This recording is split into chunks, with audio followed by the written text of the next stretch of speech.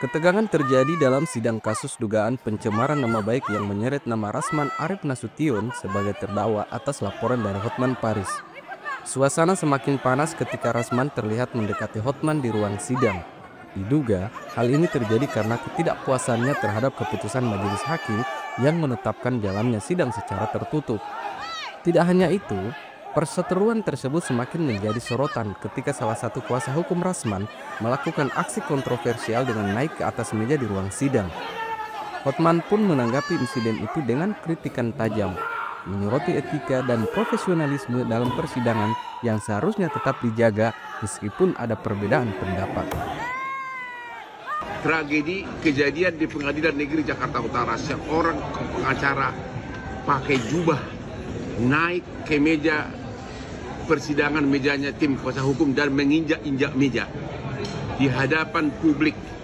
Mohon kepada Bapak Kapolda Metro Jaya dan kepada Kapolres Jakarta Utara agar segera memproses secara pidana oknum pengacara tersebut karena telah menghina pengadilan di hadapan semua kamera, di hadapan begitu banyak pengunjung pengadilan.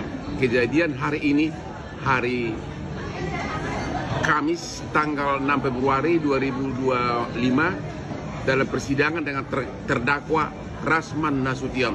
Mohon segera diproses secara pidana, menginjak-injak meja persidangan, meja yang dipakai oleh tim kuasa hukum, naik ke meja dan menginjak-injak. Menanggapi insiden tersebut, penting untuk memahami apa yang sebenarnya menjadi pemicu kemarahan Bang Rasman Arif Nasution di ruang sidang. Apakah hal itu murni karena ketidakpuasannya terhadap keputusan majelis hakim yang menetapkan sidang berlangsung secara tertutup? Atau ada faktor lain yang membuatnya terpancing emosi?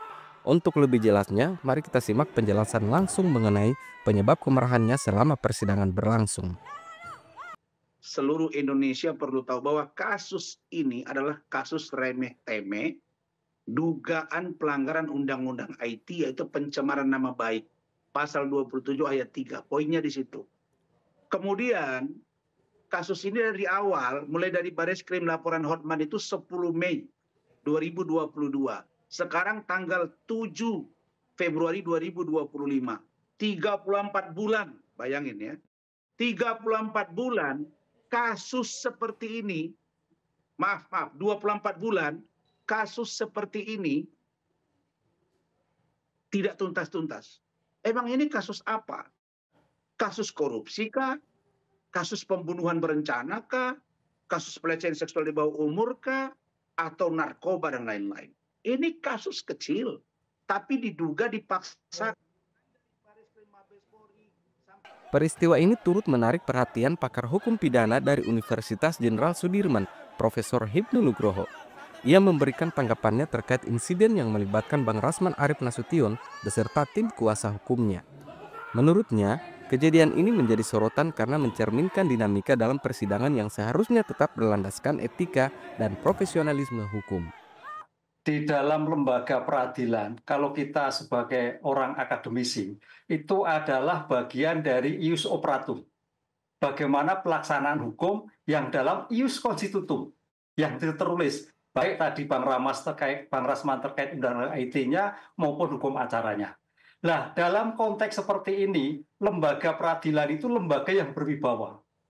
Kalau kita lihat peradilan Modcode, model persidangan pidana, memang di sini adalah dibutuhkan kemampuan majelis yang bisa mengendalikan, yang bisa mengoperasionalkan di dalam titik temu antara pemohon termohon, antara penasihat hukum dan jaksa.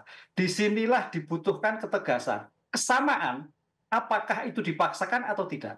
Nah, di sini tampaknya kemarin saya melihat ada sesuatu yang emosional, ada sesuatu yang belum titik temu. Nah, itu. Kalau saya mendengar, kan permasalahannya kan ini kan persidangan terbuka untuk umum atau tertutup umum. Kita kembali pada konsep hukum, bahwa persidangan itu harus terbuka untuk umum. Kecuali, satu, pembuktian kesusilaan, atau kasus kesusilaan, atau kasus anak-anak. Dalam pembuktian persidangan kesusilaan pun juga disamakan. Apakah para pihak itu bisa menerima tidak? Nah, di sini tampaknya belum pada suatu titik temu, sehingga pada suatu marah.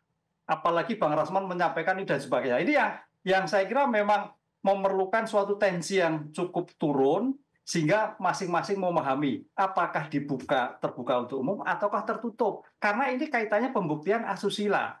Kan itu yang akan dibacakan, yang dilihat akan hal-hal yang tidak pantas. Kejadian ini tentu menimbulkan berbagai respon dari publik, terutama terkait etika dalam proses persidangan. Apapun pendapat yang muncul, peristiwa ini menjadi pelajaran penting tentang bagaimana hukum seharusnya ditegakkan dengan tetap menjunjung tinggi profesionalisme. Kita akan terus mengikuti perkembangan kasus ini untuk mengetahui bagaimana akhirnya hukum berbicara dalam menyelesaikan perselisihan ini. Terima kasih sudah menonton, jangan lupa like, komen, dan subscribe untuk mendapatkan update terbaru. Aktifkan lonceng notifikasi agar tidak ketinggalan berita selanjutnya. Sampai jumpa di video berikutnya.